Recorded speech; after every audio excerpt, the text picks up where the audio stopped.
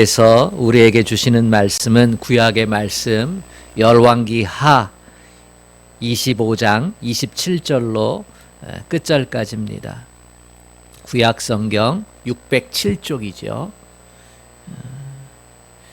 우리 하나님의 말씀을 다 같이 한 목소리로 합독하겠습니다. 시작. 유다의 왕 여호야긴이 사로잡혀 간 지 37년 곧 바벨론의 왕 에무무로닥이 즉위한 원년 12월 그달 27일에 유다의 왕 여호야긴을 옥에서 내놓아 그 머리를 들게 하고 그에게 좋게 말하고 그의 지위를 바벨론에 그와 함께 있는 모든 왕의 지위보다 높이고 그 죄수의 의복을 벗게 하고 그의 일평생에 항상 왕의 앞에서 양식을 먹게 하였고 그가 쓸 것은 날마다 왕에게서 받는 양이 있어서 종신토록 끊이지 아니하였더라. 아멘.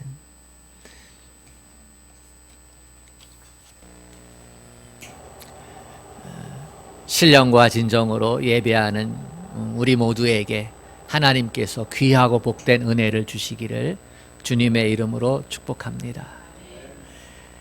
코로나가 발생한 후에 교회에 도움을 달라 청하는 사람들이 찾아오지 않습니다.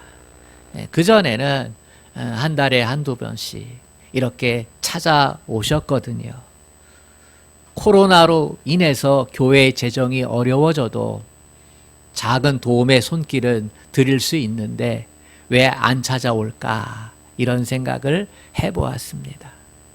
혹시 삶에 지쳐서 인생의 것을 포기하지는 않았을까 이런 염려도 들고요. 교회 문이 닫혀 있어서 그래서 포기하고 교회 문을 두드리지 않는 것은 아닐까. 코로나 때문에 교회는 주일 예배만 드려지는 그러한 일이 있기 때문에 많은 교회들이 가보면 낮에 문을 닫아놓기도 하거든요. 그러니까 도움을 구하기 위해서 왔는데 닫혀 있으니까 그래서 다녀봐도 소용없다.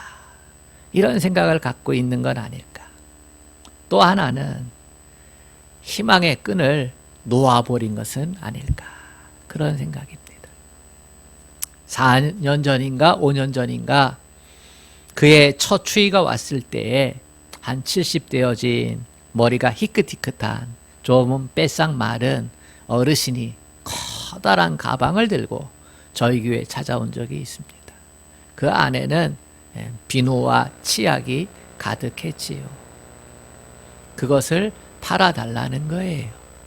그래서 제가 팔아드렸습니다. 워낙 힘이 없어 보였기 때문에 제가 한마디 드렸습니다. 이런 커다란 가방에 넣고 다니는 게 힘들지 않습니까? 그냥 오셔서 조금 도와달라 하면 다들 도와드릴 텐데 왜 이렇게 무거운 가방을 들고 다니십니까? 그랬더니 이렇게 말씀하셨어요. 내가 가진 건 없지만 그냥 얻어먹는 것은 싫다. 나는 천국 가는 게 소망인데 내가 언제까지 살 수 있는지는 모르지만 나 나름대로 떳떳하게 살고 싶다. 그러면서 도와주셔서 고맙다 하면서 발걸음을 옮기셨습니다. 지금 주머니에 돈이 있고 없고가 중요한 게 아닙니다. 희망이 있느냐 없느냐가 중요합니다. 내가 살아야 될 이유가 있느냐 그것을 알고 사는 것이 중요합니다. 아무리 좋은 집에 살고 있어도 아무리 좋은 직장을 가지고 있어도 인생 살기 싫은 사람들이 얼마나 많은지 모릅니다. 희망이 있어야 하고 살아가야 할 이유가 있어야만 합니다. 이게 무척 중요해요. 경제가 힘들어지면 사회의 불안이 가중이 됩니다. 그러면 나타나는 현상이 하나 있는데 정치적으로 스트롱맨을 찾습니다. 미국이 경제적으로 어려웠을 때요, 자국 보호주의를 외쳤던 트럼프 대통령이 됐습니다. 다른 나라에 도와줄 여력 없다. 우리가 먼저 살고 그것이 우선이다. 그래서 얼마나 많이 세계 각국으로부터 욕을 먹었습니까? 도와주는 거 잘했던 나라가 미국이잖아요. 물론 나쁜 모습도 보여주었지만 그래도 미국에는 공정함이 있고 미국에 가면 기회가 있고 그리고 미국은 베푸는 나라다라는 그런 모습들이 있잖아요. 근데 우리 그거 안 하겠다는 거예요. 기후협약 안 하겠다는 거예요. 보호무역주의 하겠다는 거예요. 우리 먼저 살자. 스트롱맨 등장했잖아요. 대통령 됐고. 러시아의 푸틴도 마찬가지입니다. 비록 공산주의였지만 자유 없었지만 그때는 우리가 큰 소리 쳤었어. 그런데 큰 소리 못 치잖아요. 중국한테도 밀리고. 그 향수를 갖고 있는 사람들이 강력한 지도자 푸틴 그를 대통령으로 또다시 선출하고 지지하고 있지 않습니까? 중국의 시진핑도 점점 더 강력한 지도자를 향해서 나아가고 있습니다. 우리는 어떻습니까? 여당의 대통령 후보, 야당의 대통령 후보 모두 다 강한 사람들입니다. 한국 사회는 경제 발전만 한 게 아니라 많은 우여곡절이 있었지만 정치적인 발전도 하고 있습니다. 국민의 정치에 대한 기대가 높아졌지요. 공정한 사회, 평등한 세상, 보편 복지, 동등한 외교. 이런 국정 철학을 우리가 소망하고 있고 그리고 이것을 잘 감당하기를 원하는 국민들이지요. 그러나 삐걱대고 있습니다. 분명히 가야 할 길인데 잘 못하고 있지요. 변화가 그만큼 힘든 것입니다. 코로나 문제 때문에, 경제 문제 때문에, 부동산 문제 때문에, 젠더 갈등, 사법개혁, 차별금지법 이런 것들을 감당할 수 있는 능력이 부족한 것이죠. 자신들도 변화해야 되는데 그 변화를 따라가지 못함으로 인해서 리더십의 부재가 나타나게 된 것이죠. 국민들은 이 혼란 가운데서 참기가 힘들어요. 그래서 강력한 리더십을 가진 사람들이 각 야당과 여당, 여당과 야당의 대통령 후보가 되었습니다. 그러나 우리가 한 가지 기억해야 합니다. 강한 지도자는 그만큼의 대가를 국민들에게 요구한다는 것입니다. 역사가 그것을 가르쳐주고 있지 않습니까? 사실 가장 좋은 지도자는요, 있는 듯 없는 듯 한데 백성이 편안한 상태에 이르는 거예요. 이게 가장 좋은 나라의 모습이에요. 대통령이, 왕이 있는 듯 없는 듯 잘 몰라. 근데 사회는, 세상은 평화롭게, 배부르게, 자유롭게 흘러가고 있다. 이런 것이 정말 좋은 나라 아니겠습니까? 나라를 위해서 더 많이 기도를 해야 합니다. 국정 철학과 이념을 가진 지도자가 그 역할을 잘 감당할 수 있도록. 그래서 국민들이 정치에 대한 기대가 높아진 만큼 이 희망과 소망을 가지고 계속해서 이 나라에서 행복한 국민으로 살아갈 수 있도록 공정한 사회, 평등한 사회, 자유로운 사회, 그리고 배고픔이 없는 나라를 위해서 그렇게 나아가야만 합니다. 여러분은 어느 때 소망을 갖습니까? 실패할 때 같습니까? 답답할 때 같습니까? 아파할 때 같습니까? 어느 때 희망을 노래합니까? 오늘의 말씀은 삶의 희망이 사라진 때에 하나님께서 소망을 보여주고 있다는 사실입니다. 왜 하나님께서 희망이 없어진 곳에 희망을 보여주고 계시는가? 그것은 변화 때문이지요. 사람은 생각의 변화를 언제 가져옵니까? 마음의 변화를 언제 가져옵니까? 희망을 가질 때입니다. 희망은 우리를 변화시키는 에너지이지요. 하나님은요, 희망을 그래서 보여주시고 희망을 갖기를 원하고 계신 거예요. 변화되어라. 어떤 변화입니까? 믿음의 사람으로 변화되어라. 참된 믿음의 사람으로 변화되기 위해서 희망을 보여주고 있는 겁니다. 우리의 삶이 힘들고 어려울 때에 사탄 마귀는 속삭입니다. 너는 이번에 실패했기 때문에 다시 성공하지 못할 거야.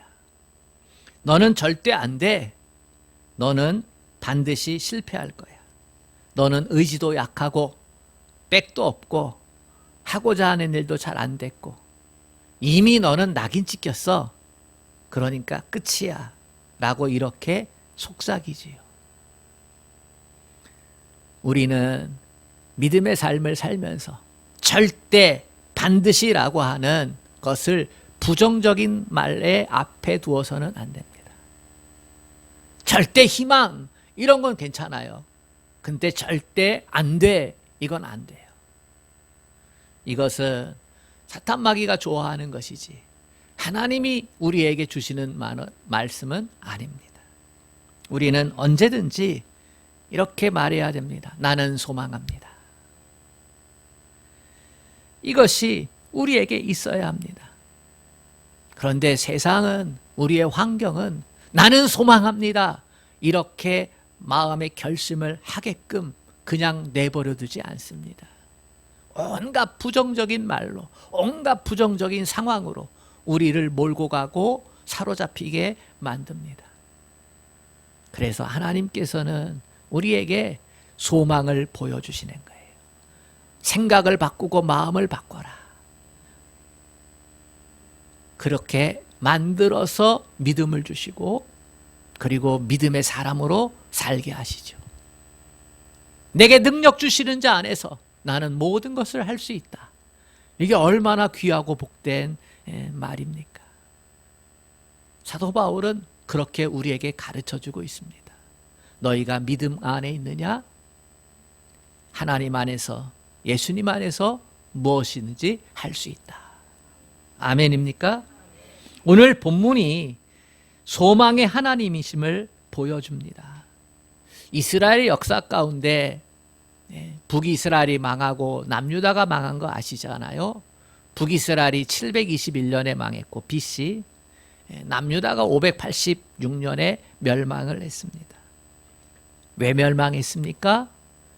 이스라엘 백성이 하나님이 세운 나라인데 하나님의 말씀을 떠났기 때문이죠. 다시 말해 믿음을 저버렸기 때문이에요. 그래서 망했습니다. 그냥 망한 게 아니고 쫄딱 망했습니다. 완전히 망했습니다. 하나님이 성전까지도 다 완전하게 부서져 버렸어요. 돌 위에 돌 하나 남지 않고. 하나님의 말씀대로 살지 않으면 얼마나 비참하게 되는 것인지 그것을 보여주셨지요. 하나님의 백성은 하나님의 백성답게 살아야 하는 줄로 믿습니다. 여러분 한번 이 시간 물어봅니다. 여러분은 하나님의 백성입니까? 마음 가운데 나는 하나님의 백성이다 라고 하는 고백이 있고 그 정체성을 가지고 살아갈 수 있기를 축복합니다. 아직 나는 믿음이 적어서 하나님의 백성이다라는 사실을 믿어지지 않는다면, 그러면 소망하십시오. 하나님의 백성으로 사는 게 가장 커다란 복인데, 그것을 알게 하시고 예수가 믿어져서 하나님의 백성으로 살게끔 하나님 도와주십시오. 하나님의 백성으로 살면 그 백성의 모습이 있어야 됩니다. 그게 믿음이에요. 믿음은 믿는 것과 행하는 것이 결코 나뉘어지지 않습니다. 믿음, 아는 것, 믿는 것과 행하는 것이 달라지면 그러면 믿음이 병든 것이지요. 하나님은 믿음이 병든 자들을, 그래서 하나님께 돌아오지 않는 사람들을 징계하십니다. 왜요? 하나님이 참된 신임을 드러내기 위해서 징계하는 것이고, 그 백성의 징계의 목적은 파멸이 아니라 회복이기 때문에 그래서 징계하시는 거예요. 잘못되게 하나님 떠나서 계속 사는 것이 진짜 복이 아니거든요. 하나님 없이 잘 되는 게 복입니까? 결코 그렇지 않습니다. 그것은 아침 안개 사라짐같이 언제 사라질지 몰라요. 그건 들의 꽃처럼 피었다가 지는 것입니다. 하나님 없이 잘 되는 것, 하나님께 기도하지 않고 잘 되는 것, 하나님께 기도하지 않고 행복할 수 있는 것, 여러분 그거 경계하실 수 있기를 축복합니다. 왜냐하면 그 맛을 보게 되면 결국 믿음이 병들고 하나님을 떠나거든요. 그러면 하나님은 징계하실 수밖에 없습니다. 왜냐하면 파멸로, 사탄 마귀의 먹잇감으로 내버려 두기가 싫으신 것이죠. 오늘 말씀에 언급된 왕의 이름이 나옵니다. 여호야긴 왕입니다. 721년 이후 586년에 남유다가 망했을 때 남유다의 마지막 왕이 실제적으로 여호야긴입니다.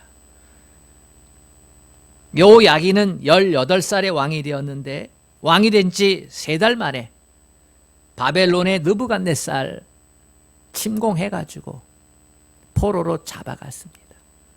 그리고 꼭두각시 시드기야를 왕으로 세웠어요. 시드기야는 11년 동안 왕으로 있었는데요, 바벨론 왕에게 협력하는 척하면서 속으로는, 정치적으로는 애굽에 의지하려고, 그래서 바벨론이 재침공을 해서 시드기야를 두 눈을 빼고 포로로 잡아가다가 바벨론에서 죽입니다. 그러니까 꼭두각시 왕이 아닌 실제적인 왕은요, 이 여호야긴이 마지막 왕이에요. 이 여호야긴이 포로로 잡혀갔거든요. 이 열왕기 하의 역사는요, 잡혀가고 나서 혼란스러움을 보여줍니다. 남은 백성들 얼마나 혼란스러워요. 그래서 서로 정치 세력들이 나타나고 서로 죽이고, 그러다가 결국은 애굽을 의지해서 애굽으로 다 가버리고, 그런 혼란스러움을 기록해요. 그게 열왕기해요. 망했고 혼란스러웠고 희망이 없지요. 그런데 그럼에도 불구하고 오늘 본문이 끄트머리에 이렇게 달려 있습니다. 뜬금없이 팔레스타인 가나안 땅의 이스라엘 백성의 역사가 아니라 저 멀리 바벨론 나라의 그 왕궁에서 있었던 일을 짤막하게 기록하고 있어요. 포로로 잡혀갔던 여호야긴 왕에 대한 이야기예요. 37년 동안 포로가 되어서 죄수복을 입고 있었어요. 그 감옥살이를 했다는 거지요. 그런데 느부갓네살 왕을 뒤이어 일어났던 에월 무로닥이라는 왕이 이 여호야긴을 선대를 합니다. 죄수복을 벗기고, 그리고 자기의 식사 자리에 초대해서 그를 예우를 합니다. 이 이야기를 왜 뜬금없이 이 망했던 나라의 역사에 37년이 지나서 붙이고 있는 것입니까? 이것은 하나의 암시지요. 하나의 사인이지요. 이 암시는 무엇과 관계 있을까요? 이 암시는 에레미야의 예언과 관계가 있습니다. 에레미야가 외쳤잖아요.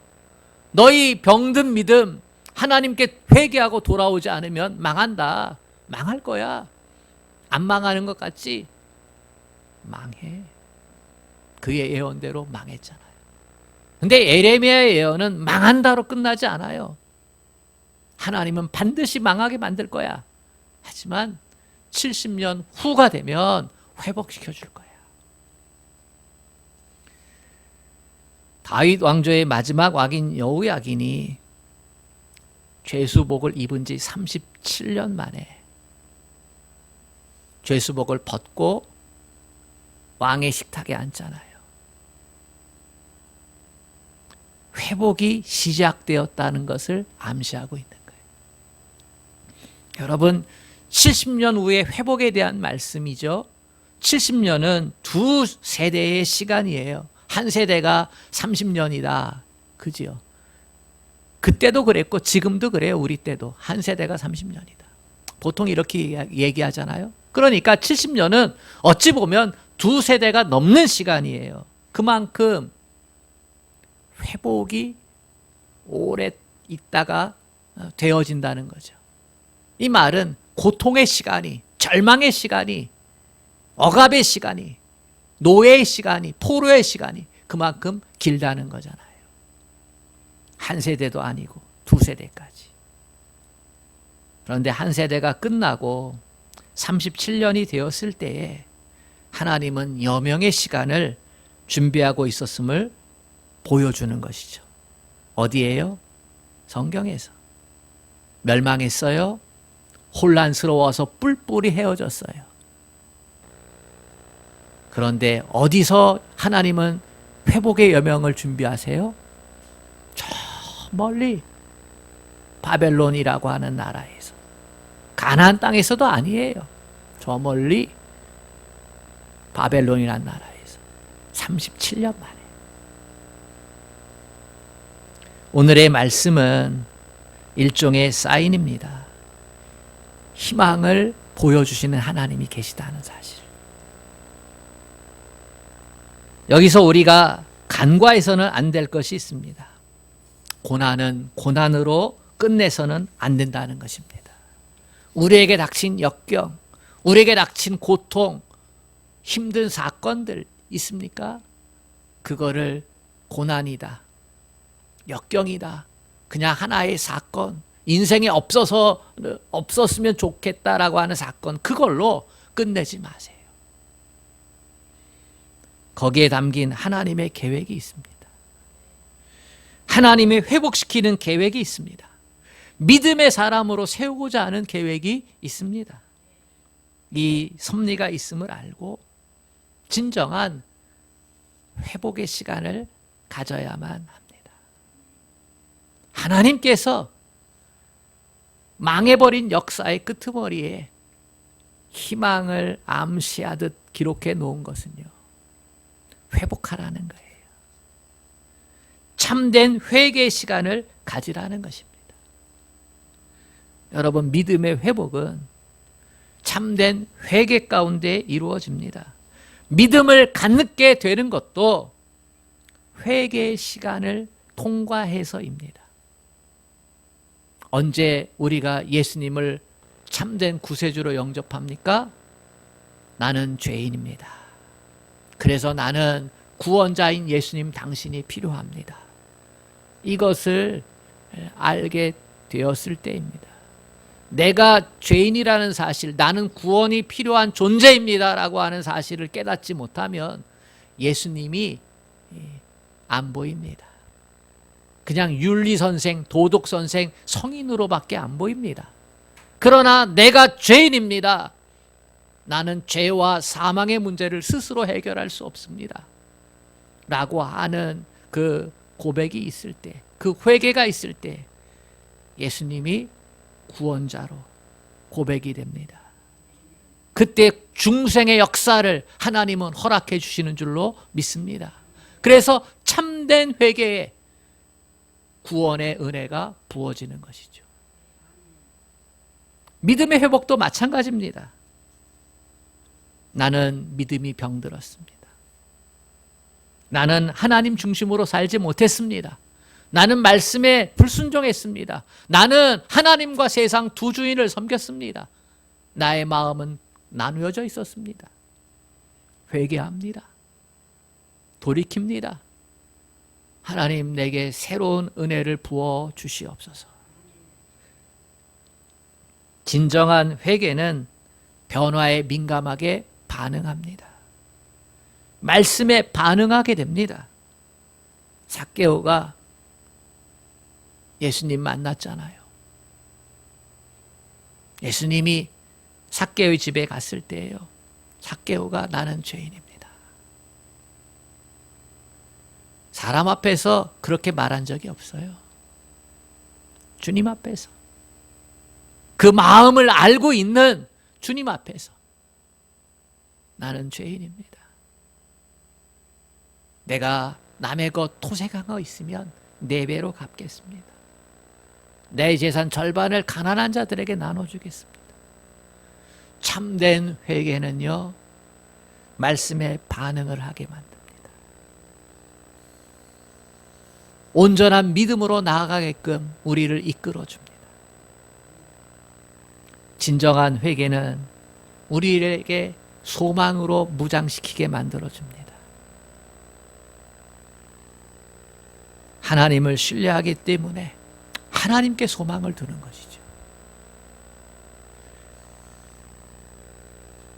아프리카 남단에 희망봉이라고 하는 곳이 있습니다.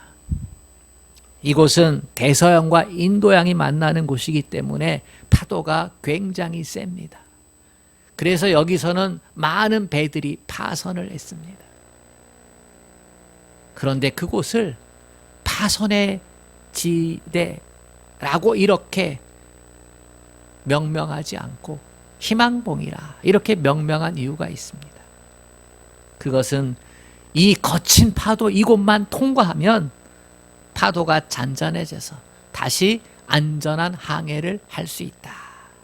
그래서 그곳을 희망봉이라 일컬었습니다. 오늘의 말씀은요, 희망봉이에요.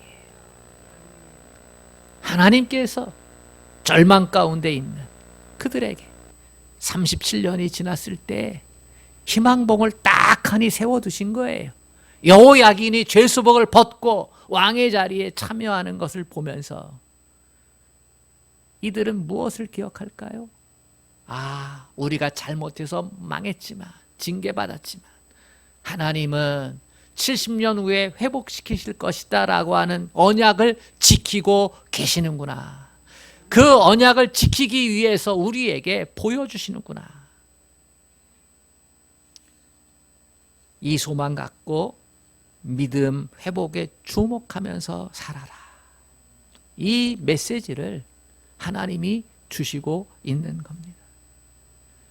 사랑하는 여러분, 하나님의 말씀이 소망이 됩니까? 그렇다면 변화된 믿음을 갖는 것에 주목하시기를 바랍니다. 우리의 믿음 생활을 더 굳건하게, 더 단단하게 세울 수 있기를 축복합니다. 환경과 상황에 매몰되지 않고 믿음을 지켜나가는 것. 우리 믿음의 선배들은 이걸 잘했어요. 타협을 하지 않고 신앙의 타협을 잘하지 않았어요. 죽으면 죽으리라. 이러한 믿음을 갖고 믿음을 지켰어요. 오래전에 읽은 예화가 하나 있어요. 어느 시골 교회에 신앙생활을 열심히 하는 젊은 부인이 출석을 했어요. 시골로 시집을 왔는데 그 집안은 하나님을 믿지 않아. 혼자 신앙생활을 열심히 했어요. 그 시댁이 다 안 믿으니까 이 며느리가 교회 나가는 걸 좋아하지 않지요. 그래서 어느 날 시아버지가 얘야, 이번 주일은 교회 가지 마라. 저 고추밭에 다 거두고 나서 고추대 뽑아야 되는데 그거 뽑아야 된다. 가족들 일이 있어가지고 어디 출타하고 남는 게 너다. 네가 다 뽑아라. 교회 가야 되잖아요. 하나님께 경배해야 되잖아요. 어떻게 했을까요? 토요일 밤에 가족들 다 잘 때 고추밭에 나가서 밤이 새도록 고추대를 다 뽑아서 쌓아두었어요. 그리고 아침에 피곤한 몸을 이끌고 씻고 나서 아버님, 저 교회 다녀오겠습니다. 아버지가 깜짝 놀라는 거죠. 아니, 시아버지 말 같지 않아? 오늘 고추밭 그거 다 뽑아야 된다니까. 아버님 다 뽑았습니다. 교회 가도 되지요. 이 며느리의 태도에 이 가족들이 감동하고 그때부터 하나 둘 교회를 가기 시작해 그 가정이 다 구원을 받았다는 사실입니다. 오래된 얘기지만요. 이 며느리의 신앙 믿음의 태도를 오늘날 우리가 본받아야 합니다. 요즘 우리가 신앙생활 하는 데 있어서 핑계댈 것들이 너무나 많습니다. 코로나 때문에 대면 예배 또 모임 못하니까 직장에서 반대하고 동료들이 반대하고 왜 나가려고 해. 우리는 다시 코로나 변이에 포로되어 있습니다. 오미크론 때문에. 그죠? 위드 코로나가 지금 중단이 되고 있잖아요. 다시금. 제재 나왔잖아요. 근데 그 오미크론 또 확진자가 젊은 목사님 부부예요. 또 거짓말까지 했어요. 확진이 되고. 나는 그리스도인입니다. 나는 주일이면 교회에 나가야 됩니다. 예배 드려야 됩니다. 이 말을 밖으로 꺼내기가 너무나 힘든 상황들이에요. 젠더 갈등도 있고 동성애 문제 차별금지법 때문에 이런 것들을 가지고 분명하게 하나님 말씀 안에서 우리의 목소리를 내야 하는데 그러기가 쉽지가 않아요. 다시 코로나 단계가 강화되면서 희망을 가졌던 분들은 억장이 무너지죠. 저도 마찬가지예요. 신앙생활, 우리 성도들과 저 자신이 영적 혼란 가운데 있어요.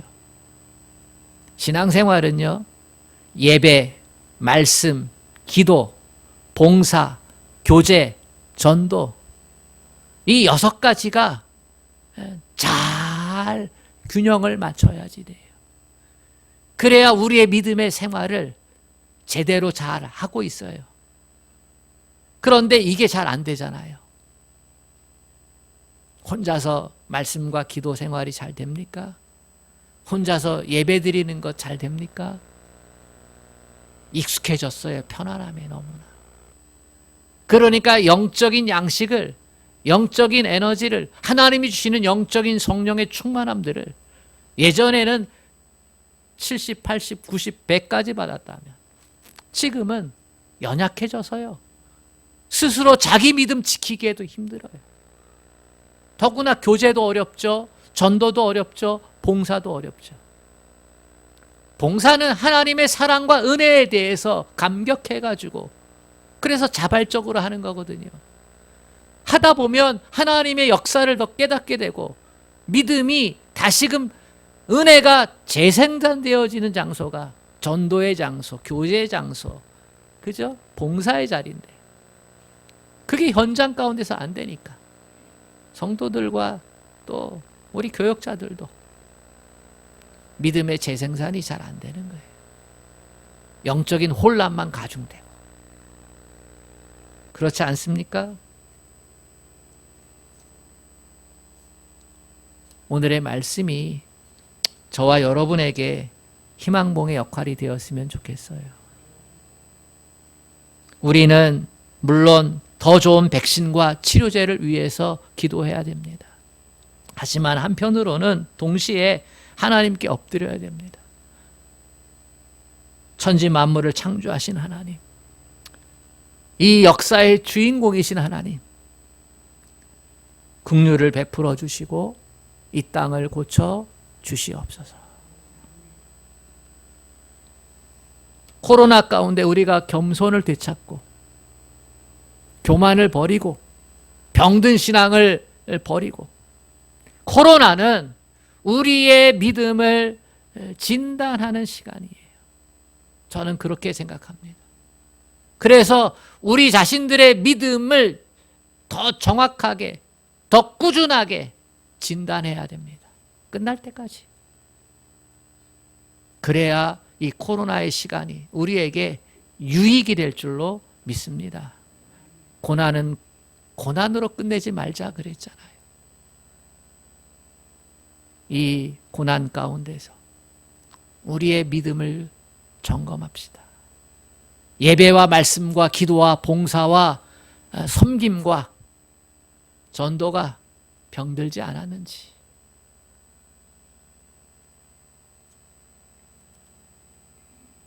우리의 믿음을 점검을 하고 믿음의 회복을 통해서 변화된 믿음 가지고 살아가야 될 줄로 믿습니다. 열왕기하 7장 13절과 14절 말씀을 들려드리기를 원합니다.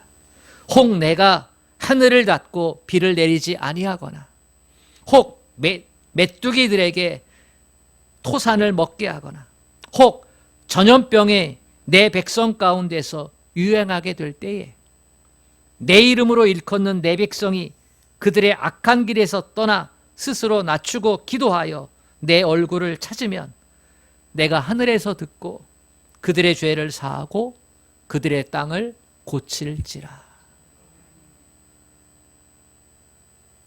저는 여러분과 같이 그렇게 하나님께서 이 땅을 고쳐주시기를 기도하기를 원합니다. 함께 기도하기를 원합니다. 그러면서 우리의 병든 믿음들을 치유하고 회복시켜서, 그래서 참된 믿음의 사람으로 하나님의 백성답게 그렇게 살아낼 수 있기를 원합니다. 변이가 발생되면서 다시금 우리의 모습을 새롭게 합시다. 다시 진단하고 다시 회복시키면서, 그러면서 우리의 믿음의 자리, 믿음의 영역들을 어떤 일이 있어도 핑계대지 말고 지켜낼 수 있는 그러한 영적인 분위기가 우리 교회에 가득 찼으면 좋겠어요. 어떤 일이 있어도 우리는 6가지의 이 모습을 감당할 수 있기를 원한다. 하나님께서 지혜 주시고 능력 주실 줄로 믿습니다. 아멘. 하나님 아버지, 망했던 곳에서 무려 37년이나 지났을 때, 더 이상 희망을 갖기 힘들 때 하나님은 희망봉을 세워주셨습니다. 아니다, 예언의 말씀이 이루어질 때가 올 것이다. 이제 절반 지났다. 너희는 포기하지 말고 너희 자신들을 변화시켜 믿음의 사람으로 세우고 하나님께서 이루어 가실 회복을 기다리라고. 하나님, 이 시대에 우리에게 주시는 말씀이 되기를 원합니다. 하나님, 이 땅 고쳐 주시옵소서. 우리가 하나님 앞에 참음으로 회개하며 우리의 병든 믿음을 하나님 앞에 내려놓으며 하나님 고침받기를 원합니다. 하나님, 나는 그리스도입니다. 이렇게 고백하면서 살아갈 수 있도록 우리의 예배 생활, 말씀 생활, 기도 생활, 봉사 생활, 교제 생활, 전도 생활 점검하면서 우리의 믿음을 새롭게 하게 하여 주시옵소서. 성령님 도와주시옵소서. 우리의 믿음의 가치가 얼마나 능력이 있는지, 얼마나 복된지, 이 사회의 빛과 소금이 될 수 있다는 사실을 하나님 의심치 않게 하여 주시옵소서. 예수님의 이름으로 기도합니다. 아멘.